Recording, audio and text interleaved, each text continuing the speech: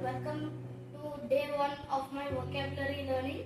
So, today's root word is ego, means I or self. The words made from this root word is egoist. Egoist means concerned with only oneself. In Telugu, tane ani anukune vyakti.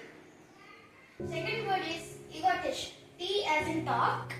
The one who loves talking about themselves means boastful. In Telugu, తన గురించి మాట్లాడుకోవడాన్ని ఇష్టపడే వ్యక్తి. Egocentric means one who limits one's own needs.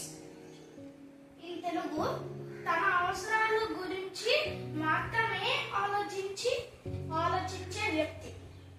ఈగోమానియా means extreme selfishness. In Telugu తీవ్రమైన స్వార్థం. And the fifth word is ego means the other side of one's personality or trusted friend.